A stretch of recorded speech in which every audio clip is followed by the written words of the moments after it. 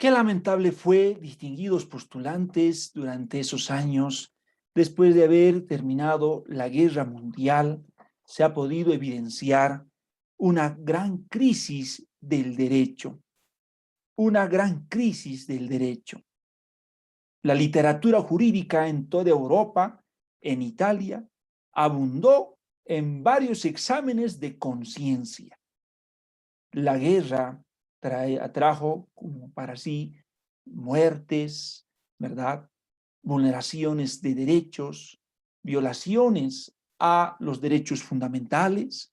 Por tanto, distinguidos postulantes, la crisis se vio latente del derecho después de la guerra. Y es así que esto se convirtió en un tema dominante y obligado a que entonces, ¿no? Producto de la guerra, surja una verdadera literatura de la crisis. Me place saludarles a cada uno de ustedes, distinguidos postulantes de este curso prefacultativo. Saludos cordiales a cada uno de ustedes y bienvenidos a nuestra materia de teoría del derecho. Nuestra segunda clase en esta oportunidad.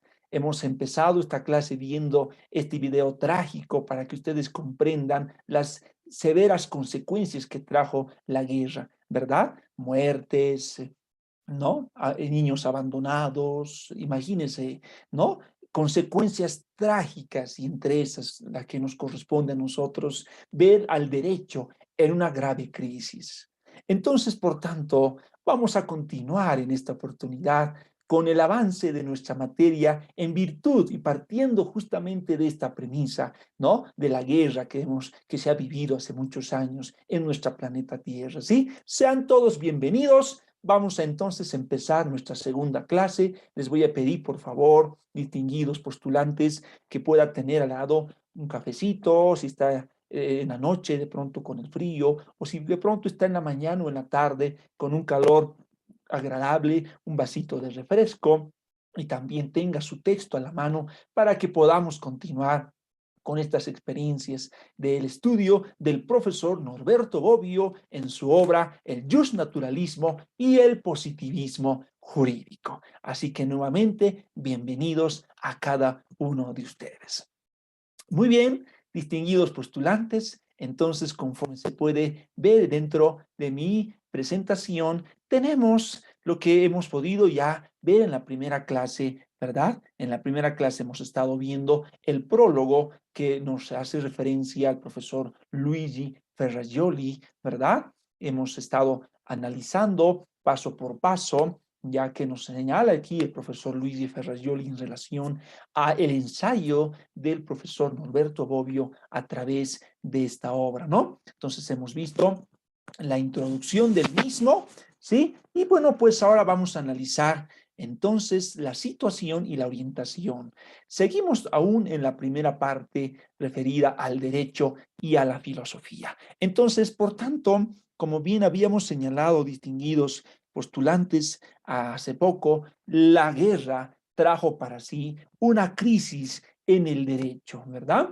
Una crisis en el derecho y que de tal manera eso ha permitido entonces surgir ahora, miren, en esos tiempos y aún en la vida del mismo Norberto Bobbio, que vivió durante esos años, ¿no? Durante esos años él vivió esas épocas tan tristes, tan trágicas, ¿verdad? Del siglo XX. Es así que surge una verdadera y nueva literatura, ¿no? Jurídica, producto de la guerra, producto de las consecuencias severas y trágicas que trajo la guerra. Entonces es así que dentro de este problema, ¿verdad? Vemos, miren, estimados, acá la guerra que produjo consecuencias trágicas. Y es por esa, ¿verdad?, que debe nacer entonces una verdadera y nueva literatura, ¿no? Producto de esa crisis, ¿verdad?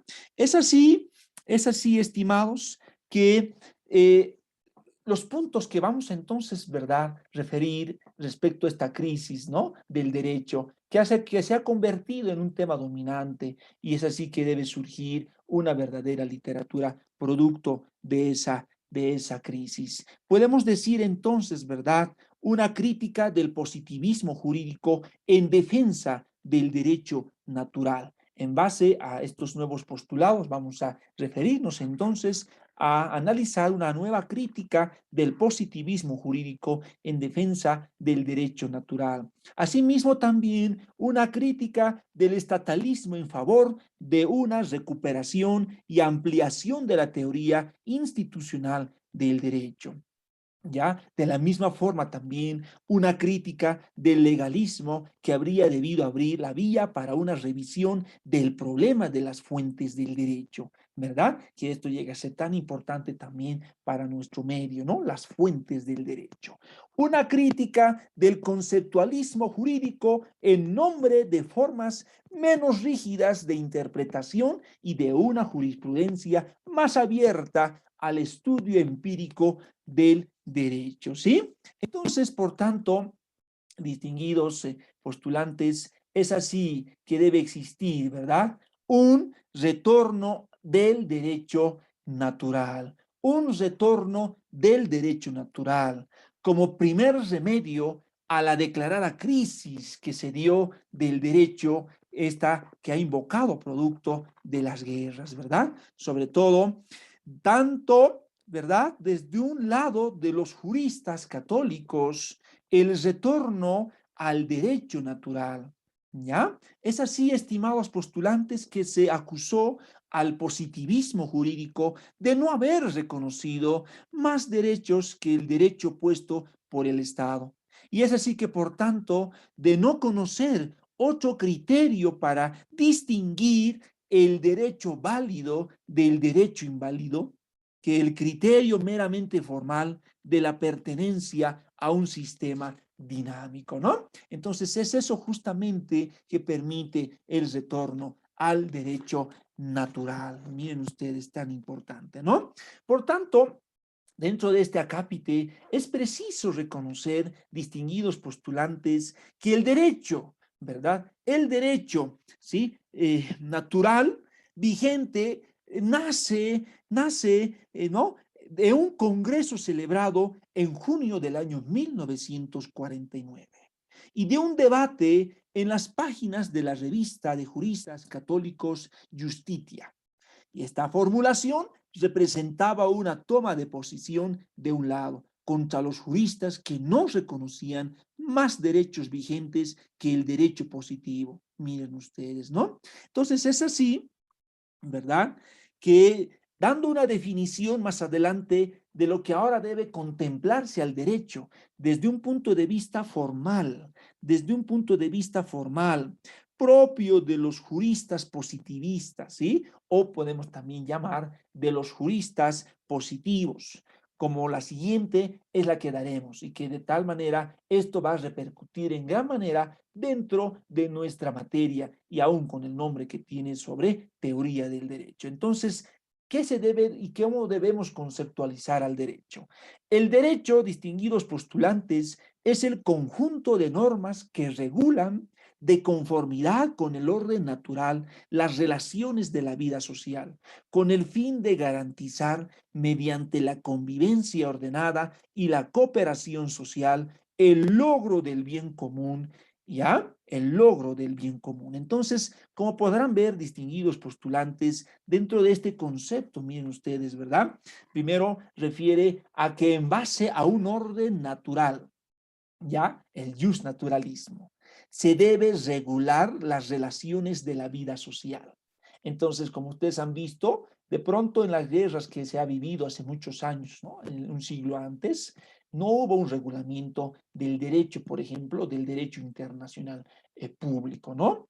Miren tantos países que se han enfrentado, tantas vidas que han muerto, tantos soldados que estaban justamente, ¿verdad?, en movimiento, han sido atrapados, consumidos por el frío, por el calor, etcétera. Entonces, de tal manera que ese conjunto de normas, ¿verdad?, permiten regular la vida social, ¿verdad? Por eso es también decir, queridos y estimados postulantes, que producto de la Segunda Guerra Mundial, como primer efecto del mismo, es que nace, ¿verdad?, con miras de poder proteger ahora los derechos humanos, porque ustedes verán, no hubo ahí derechos humanos, ¿verdad? No hubo norma alguna que detenga la guerra mundial, no hubo norma alguna, ¿verdad? Es así que nace, por ejemplo, la Organización de Naciones Unidas, como una forma de poder, ¿verdad?, rechazar otras guerras que pudieran haberse presentado en esos tiempos. De tal manera que el derecho, entonces, ¿verdad?, es un conjunto de normas, ¿sí?, que regulan en base a un orden natural las relaciones de la vida social, con el fin de garantizar, mediante la convivencia ordenada y la cooperación social, el logro de un bien común. Es decir, lo que pretendemos, queridos y estimados postulantes, es que se garantice esa convivencia de todos los días, ¿verdad? Y es así que actualmente el derecho tiene esa finalidad: regular la conducta del ser humano y de este respecto a y en sociedad, porque no olviden que las normas jurídicas no pueden regular a un ser humano que se encuentre aislado de la sociedad, que se encuentre ajeno de la sociedad, ¿verdad? Entonces las normas jurídicas van a tener vigencia y regular la conducta y el comportamiento de una persona que esté dentro de la sociedad y que se encuentre dentro de las relaciones, que se encuentre en las relaciones jurídicas con sus semejantes. Entonces, lo que corresponde entonces hallar es ese logro, ¿no? Primero, la cooperación social, que se permita, señores, que podamos entonces, ¿verdad?, tolerarnos, cooperarnos unos a otros, pero más allá de eso, lograr el bien común, ¿verdad? Y mire usted que ya desde el ensayo que nos propone Norberto Bobbio respecto al bien común, ¿no?, dentro de este escrito, cómo actualmente en nuestro país y en muchos otros países se logra ese fin máximo que es el bien común. El famoso, aquí en Bolivia decimos el famoso sumacamaña, el bien común que se precisa que todos nosotros debemos tener, estar allá, y el Estado es responsable de que dentro de la sociedad exista ese bien común. Entonces, de tal manera, distinguidos postulantes, que aparece entonces, miren, un elemento importante referido justamente, ¿verdad?, a el pluralismo jurídico. Miren ustedes el pluralismo jurídico, ¿verdad? Ya que si una de las consecuencias del positivismo jurídico era la reducción del derecho a derecho estatal, o como se dijo entonces, la concepción monista del derecho, ¿no? ¿Cómo pues ahora nace entonces una nueva visión del derecho en base al pluralismo? Es así que este aspecto de la crisis del derecho es el que hizo que los movimientos de la reacción contra el positivismo se volviera hacia la teoría institucional o de la pluralidad de los ordenamientos jurídicos, que fue restaurada con todos los honores. O sea, estamos entonces frente a un elemento tan importante, ¿no?, que es el pluralismo jurídico, que dejamos de lado entonces al monismo jurídico para ahora, entonces, miren ustedes, hallarnos incluso dentro de nuestra situación actual aquí en Bolivia como ser el pluralismo jurídico. Por cierto, esta categoría también es reconocida en nuestra Constitución, ¿verdad? En nuestro ordenamiento jurídico, nosotros estamos frente ahora, en relación a las normas, frente a lo que es el pluralismo jurídico. Entonces, más adelante vamos a ir definiendo, precisando este elemento tan importante del pluralismo jurídico, ¿verdad?, en base a varios autores, tomando en cuenta así la doctrina, ¿no? Bien, entonces es así que, continuando ya con nuestro avance, tenemos también, ¿verdad?, algunas perspectivas, ¿sí? Algunas perspectivas dentro del estudio de la teoría del derecho, ¿sí? Entonces, estas perspectivas, ya, ahí se encuentran, permiten, por tanto, tenerse en cuenta que lo que nos propone Norberto Bobbio en este ensayo, ¿verdad?, sostiene que en Italia, ¿verdad?, la distinción entre jurista y filósofo del derecho ha sido siempre muy marcada, entre otras cosas por el hecho de que la filosofía del derecho en nuestras universidades, ¿no?, como señala Norberto Bobbio, llega a ser una disciplina autónoma, ¿verdad? Entonces, Por ello es de que en muchas facultades actualmente de derecho, ¿verdad? En muchos países y aún en el nuestro, se estudia la disciplina como una materia autónoma, ¿no? Filosofía del derecho. Entonces, de tal manera que esto permite entonces, ¿verdad? Un encuentro que permite un acercamiento justamente en lo que habíamos ido analizando anteriormente entre el justnaturalismo justamente con el positivismo, ¿verdad? El positivismo. Entonces, es así que se tiene una teoría de la doble verdad, se dice, ¿no? Conforme a lo que nos establece y propone al profesor Norberto Bobbio en este ensayo. Una doble verdad, es decir, había un derecho de los filósofos y un derecho de los juristas, y no era en absoluto necesario que unos pudieran reconocer el de los otros. Uno de los problemas que ha atormentado siempre a la filosofía es el de la distinción entre la filosofía y la ciencia del derecho, ¿verdad?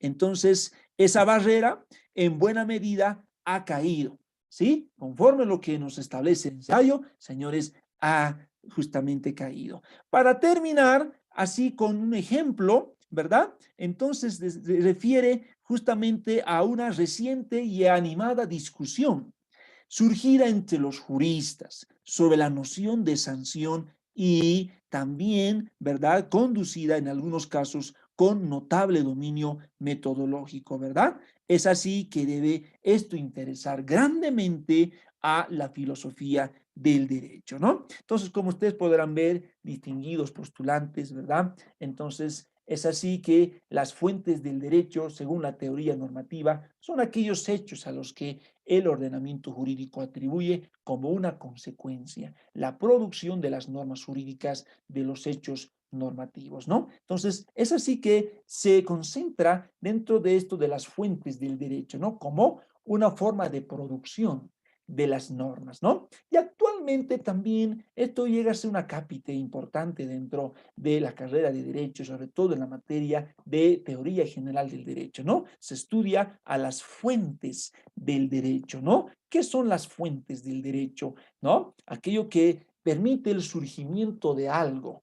¿Qué permite entonces? ¿Cuáles son aquellos componentes o aquellos aspectos que permiten el surgimiento del derecho? ¿Cuáles son esos elementos? ¿Cuáles son esas razones? ¿Mediante qué? Es decir, ¿cómo surge el derecho, verdad? ¿De qué forma es que surge el derecho? Eso permite entonces, ¿verdad? Las fuentes del derecho, ¿no? Entonces, es así que la reivindicación del derecho natural por parte de los juristas tiene menudo valor en un rito meramente propiciatorio. La distinción entre el derecho y la moral sigue siendo dominante y esto es indicio del positivismo que habrá que concluir que los juristas siguen siendo positivistas. Entonces, esta lucha, ya esta discusión va a seguir. Y actualmente también, mis estimados postulantes, se sigue todavía discutiendo, ¿verdad? Entre lo que viene a ser el derecho y la moral, ¿no? Hay quienes sostienen que la moral es la base dentro del derecho, ¿verdad? Es la base para el derecho, porque la moral permite, estimados, extraer justamente principios y reglas y valores que permiten la forma en que cómo debe comportarse el ser humano, ¿verdad? Entonces, esta distinción sigue siendo dominante. Actualmente vemos también, ¿verdad?, que existen normas del trato moral, ¿verdad? Normas del trato moral que permiten, ¿verdad?, al ser humano tener una conducta en su ser interior, ¿verdad? En su yo interno, que permita que ese yo interno, su ser interior, se vea reflejado justamente con la verdad, ¿no? Y es así que esto se refleja grandemente en el derecho, ¿verdad? Y entre las discusiones que también se tiene dentro del positivismo jurídico, ¿no? El derecho y la moral. Entonces, por tanto, distinguidos postulantes, ahí vemos, ¿verdad?, la divergencia entre el derecho del que se ocupan los filósofos y que manejan los juristas es tan grande que había echado profundas raíces, una auténtica teoría de la doble verdad. Hay y había un derecho de los filósofos y un derecho de los juristas y no era en absoluto necesario que unos pudieran reconocer a los otros, ¿no? Eso dentro de sus perspectivas, ¿sí? Bien, Entonces, es así que concluimos de esa forma la clase, ¿verdad?, anterior. Y bueno, pues entonces nos toca ahora continuar respecto al siguiente punto dentro de este texto que refiere justamente a la naturaleza y a la función de la filosofía del derecho. Entonces estamos ya en el capítulo 2, ¿sí? O en la página 48 del texto referida a la naturaleza y a la función de la filosofía del derecho. Entonces, es así, distinguidos postulantes, que vamos a analizar en esta segunda clase esta temática tan importante de la teoría del derecho. Entonces, vamos a empezar primero ya con los campos de estudio de la filosofía del derecho, ¿sí? Los campos de estudio de la filosofía del derecho. Entonces, es así que la expresión filosofía del derecho se difundió en Europa hace poco más de un siglo y medio, ¿verdad?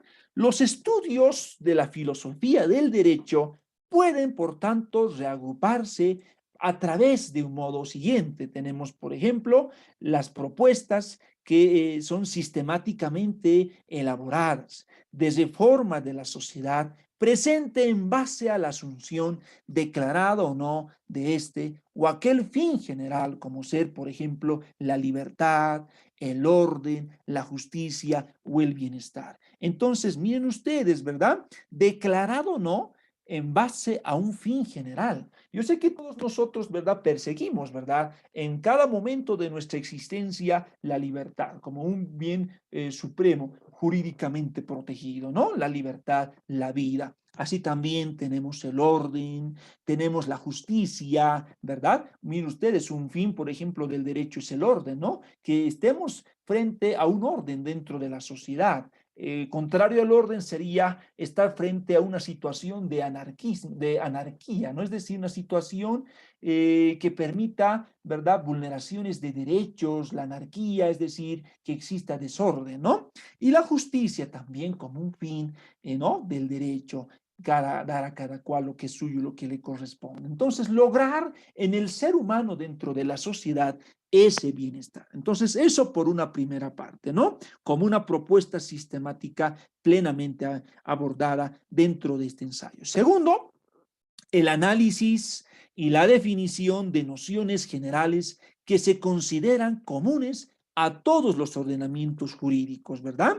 Que dicha clarificación suele servir para delimitar el campo del derecho de los campos fronterizos de la moral y de los usos sociales como justicia, derecho, ordenamiento jurídico y de los usos sociales como también vemos ahí, ¿verdad?, el ordenamiento jurídico, la norma, la obligación, la sanción, validez, eficacia, el derecho subjetivo, poder. Miren ustedes, estos son también elementos tan importantes para delimitar el campo del derecho, ¿no? Del campo de la moral. Entonces, no se olviden esa distinción entre el derecho y la moral. Dentro del campo del derecho, nosotros estamos frente a un ordenamiento jurídico, ¿verdad? ¿Qué es el ordenamiento jurídico? Es el conjunto de las normas jurídicas que están vigentes dentro de un Estado, ¿verdad? Y también tenemos la propia norma como regla de conducta, ¿verdad? La obligación, señores, esto también determina en el ser humano que estemos frente a diversas obligaciones, desde que el ser humano nace, ¿verdad? O mejor dicho, que el ser humano despierta en el día, todos nosotros, por ejemplo, desde el momento en que despertamos, estamos sumergidos dentro de las obligaciones, que pueden ser obligaciones naturales, como también podemos vernos constreñidos a generar obligaciones jurídicas dentro del campo de las relaciones de derecho, ¿no? Entonces, por ejemplo, el que una persona logre hacer un préstamo, ¿no? Se llega a prestar una suma de dinero, por tanto ahí emergerá una obligación de que el deudor tenga que observar una conducta, ¿ya?, a favor del acreedor de pagar, de cumplir con la obligación, ¿verdad?, frente al derecho que tiene el acreedor. Entonces, así también veíamos este elemento de la sanción, ¿verdad?, como una forma de generar cierta consecuencia frente a los actos en las que las personas vienen a vulnerar y a inaplicar y a generar caos, ¿verdad? a personas que incumplan con las normas, ¿no? Así también la validez y la eficacia justamente, ¿verdad?, de las normas jurídicas, ¿no? ¿En qué medida, en qué sentido ha de ser válido? Hemos dicho que conforme al justnaturalismo será válido en tanto y en cuanto éstas sean justas, ¿verdad? Y también el derecho subjetivo, que también llega a ser una categoría del campo del derecho, ¿verdad? El derecho subjetivo como el conjunto de potestades y facultades que tiene cada persona para dar, para hacer, como para no hacer, ¿no? Entonces es un conjunto de prerrogativas, de facultades que tiene toda persona por el hecho de ser tal. Y el poder, que también hemos analizado justamente en la primera clase, ¿no? Como un elemento dentro del campo del derecho, ¿no? Necesario justamente para el gobernante, porque ustedes saben que con poder el gobernante entonces puede ejercer sus actividades, ¿sí? Eso como una segunda forma. Una tercera forma o aspecto, vemos el estudio del derecho como un fenómeno social. Mire usted, ¿no? Un fenómeno social. ¿Sí? Porque no olviden que el derecho debe ser entendido como un fenómeno social, es decir, que el derecho se aplica dentro de la sociedad y la sociedad es cambiante, ¿verdad? La sociedad es cambiante, la sociedad va a ir mutando constantemente y el derecho, por tanto, tendrá que ir actualizándose conforme a las nuevas necesidades que vemos dentro de este fenómeno social. Es así que comprendiendo en concreto, las investigaciones sobre el origen histórico del derecho, ¿no? Por ejemplo, eso conlleva también al fenómeno social, ¿no? El origen histórico del derecho. Por ejemplo, lo que en este momento podemos decir, queridos postulantes, dentro del derecho, cómo se ha originado. Por ejemplo, a ver, el derecho constitucional, ¿no? En Bolivia, por ejemplo, ¿cuántas constituciones hemos tenido? ¿Cuál fue la primera constitución? ¿Cuántas reformas constitucionales hemos tenido? ¿Cuál fue la última reforma que podríamos decir que es total de la Constitución, ¿verdad? Y todo eso determina, ¿verdad? Justamente, ¿verdad? El origen histórico del derecho. Pero también más allá de ese origen histórico, determina también cómo nace el derecho, ¿verdad? Desde la época primitiva, cómo va evolucionando, cómo el derecho entonces en estos tiempos permite cierta civilización, por ejemplo, donde antes se permitía el famoso ojo por ojo y diente por diente, la famosa lex talionalis, y que actualmente, como ahora estamos frente a un sistema de autocomposición, donde no se permite, señores, una justicia directa o el hacer justicia por mano propia, y entonces, ¿cómo vemos entonces a un nuevo derecho, verdad? Entonces, de tal manera que se debe entonces estudiar al derecho en sus diversas fases de su evolución, ¿verdad? En sus diversas fases de la evolución. La función del derecho también como medio de control social. Miren ustedes, ¿no? Como un medio de control social. La relación entre el desarrollo social y el desarrollo jurídico. Por eso es de que dentro de todo esto que estamos viendo, se resume dentro de esta categoría jurídica que es el o la sociología jurídica, ¿no? La relación entre, ¿verdad? También que es incluso hasta recíproca respecto a la sociedad y el derecho, ¿verdad? Porque en todo estudio del derecho tú empiezas con los siguientes elementos. Primero, Estado, después sociedad, después derecho. O sea, estos son los tres elementos importantes en los que se debe analizar cuando estemos estudiando derecho, ¿no? Estado, sociedad y derecho. Y aquí entonces vemos la relación justamente que debe ser recíproca entre la sociedad y el derecho. Es decir, la sociedad se debe al derecho y el derecho también se debe a la sociedad. La sociedad necesita del derecho, ¿verdad? Necesita del derecho, miren ustedes. Y el derecho también, para que pueda evolucionar, para que pueda ir renovándose, necesita también de saber de cuáles son esas necesidades que se cuenta o que se tiene a través de la sociedad. Entonces, de tal manera, estimados, vemos por otra parte un estudio sobre las ciencias jurídicas y más específicamente sobre las obras que actualmente también tenemos de los juristas, ¿no? Como también de los jueces. Por ejemplo, los jueces acá entran en un papel importante dentro de la sociedad, porque estos son quienes generan incluso un precedente, ¿verdad? Y además la aplicación que deben hacer respecto a las normas. Entonces, de tal manera que las obras de los juristas, como también de los jueces, ¿verdad? Se dirige a un descubrimiento. ¿Cuál es ese descubrimiento? La interpretación. ¿Qué les parece esto, distinguidos postulantes, no? La interpretación y la formulación de las reglas jurídicas, ¿verdad? Entonces, de tal manera que estos, ¿verdad?, permiten ahora formar parte, podríamos decir, o componer lo que es la noción de ciencia jurídica, ¿ya? Y estas en sus relaciones con las otras ciencias también del saber y del conocimiento. Entonces, como ustedes podrán ver, distinguidos postulantes, mire qué tan importante es esto, ¿no? Sigamos, sigamos. Y ahí tenemos entonces también ya la filosofía del derecho como filosofía aplicada, ¿no?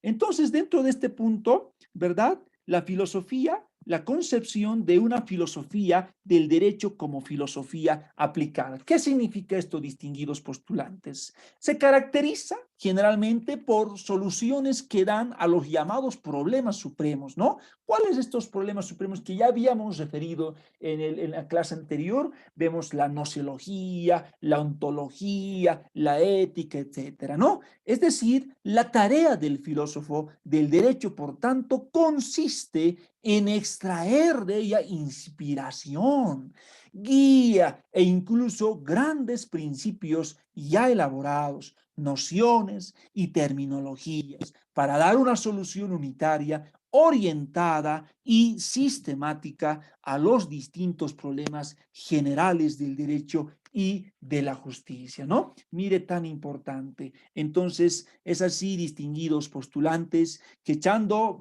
una breve mirada a las teorías contemporáneas del derecho, se debe advertir, distinguidos postulantes, que la clasificación, ¿no?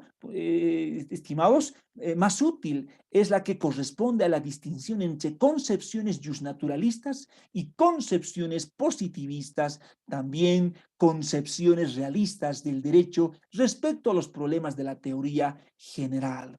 ¿Ya? Entre estas vamos a ir también más adelante viendo las concepciones objetivistas y también concepciones subjetivistas, ¿sí? Muy bien, también vemos un programa, ¿verdad? Ahí vemos un programa o en todo caso la filosofía del derecho de los filósofos y también de los juristas, ¿no? Entonces, es así que acá una distinción que me parece útil al objeto de clasificar las obras de la filosofía del derecho es la existente entre la filosofía del derecho escritas por los filósofos y las filosofías del derecho escritas también por los juristas. Mire, qué interesante esto, ¿no? Entonces es la que se da entre filosofías del derecho que son escritos propiamente por los filósofos, como también filosofías del derecho que son escritas por propios juristas, ¿ya? Juristas. Las mayores contribuciones a la filosofía del derecho, por tanto, han sido hechas por juristas con intereses filosóficos más que por filósofos con intereses por el derecho. Entonces, ahí está, ¿no? Ahí está entonces la razón, que estas contribuciones para la filosofía del derecho fueron hechas, realizadas por propios juristas, pero con intereses filosóficos más que por los propios filósofos que tengan un interés por el derecho, ¿sí? Que tengan un interés por el derecho. Bien, también tenemos un programa de trabajo. Es así que ahí vemos en este cuadro la filosofía del derecho que se ha cultivado, ¿no? Y que se ha dedicado preferiblemente, ¿verdad?, dentro del campo académico principalmente, ¿no? Y es así que se compone de tres partes, ¿sí? Primero, se halla una teoría del derecho. Segundo, se halla una teoría de la justicia. Y tercero, se halla a una teoría de la ciencia jurídica, ¿verdad? Y es así entonces tan importante esto, estimados postulantes, que se considera como problema fundamental principalmente a la teoría del derecho, ¿verdad? Por ejemplo, el otorgarle un concepto que debe ser del derecho, ¿no? Un concepto del derecho. Y es así que hemos señalado, ¿verdad?, que debe entenderse no una norma aislada, ¿verdad?, sino a un conjunto de normas debidamente sistematizadas, organizadas y que por tanto, ¿verdad?, este concepto del derecho solo puede ser aclarado haciendo referencias, ¿verdad?, ya a una forma de norma que viene a ser como ser un conjunto de normas jurídicas y que habitualmente se llama con el siguiente nombre: ordenamiento jurídico, ¿no? El ordenamiento jurídico como un conjunto de normas sistematizadas dentro de un Estado, dentro de un país, ¿verdad? Bien, entonces, es así que las partes principales, podríamos nosotros señalar de este ordenamiento jurídico, podrían ser las siguientes, ¿no? Por ejemplo, una composición, ¿ya? Es decir, entre la norma y las diversas formas de normas que se tienen, ¿verdad? Las teorías de las fuentes del derecho también, ¿no? Las fuentes del derecho, la unidad, la validez y la norma fundamental. Tenemos también ahí, ¿verdad?, las famosas lagunas y su integración, aquellos vacíos, ¿no?, que pueden haber en las normas, las coherencias, ¿no?, antinomías o, ¿verdad?, que permitan también, ¿verdad?, tener dentro del derecho, ¿verdad?, una congruencia entre el contenido de las normas, ¿no? Y las relaciones entre ordenamientos, es decir, las relaciones espaciales, temporales y materiales, ¿no? Que también tiene que unificarse y tener un ordenamiento, es decir, tiene que haber una unidad, podríamos decir, es decir, vérselo a las normas como, ¿verdad?, un componente dentro de un espacio determinado en un tiempo también determinado, ¿sí? Eso dentro de un programa de trabajo. Y bueno, pues tenemos ahí también finalmente la utilidad de la filosofía del derecho, ¿verdad? Entonces el jurista estudia un determinado derecho positivo. La teoría del derecho o del ordenamiento jurídico elabora los conceptos generalísimos que son comunes a todos los ordenamientos jurídicos y necesarios para la comprensión del fenómeno jurídico. Y además, distinguidos postulantes, es decir, integra el sistema jurídico entre los demás sistemas normativos como ser la moral, los usos sociales, la ayuda, ¿verdad? Entonces, al jurista esto permite salir, miren ustedes, de ese propio aislamiento, ¿no? De tal manera que encontramos entonces al ser humano, miren ustedes, frente a deberes que éste debe tener, ¿no? Es así que vemos la ayuda, el socorro, ¿verdad? El auxilio, ¿no? Y así también los usos sociales como una forma de entender a las normas del trato social, ¿verdad? Es así, distinguidos, ¿verdad?, postulantes, ¿verdad?, que esta teoría de la ciencia jurídica ofrece, por tanto, al jurista la posibilidad de justificar los métodos empleados en su propio trabajo, ¿verdad? Los instrumentos de investigación y de construcción, la variada naturaleza y eficacia de los argumentos utilizados y a la larga esto, vamos a decir, pueden contribuir al refinamiento y al perfeccionamiento que ha de llamarse con una sola palabra, que se llama jurisprudencia. La jurisprudencia como el conjunto justamente, ¿verdad?, de fallos de altas y máximas autoridades dentro de un país y que generan cierto precedente en el ordenamiento jurídico positivo y en todos los casos que se vayan a plantear dentro de un determinado estado.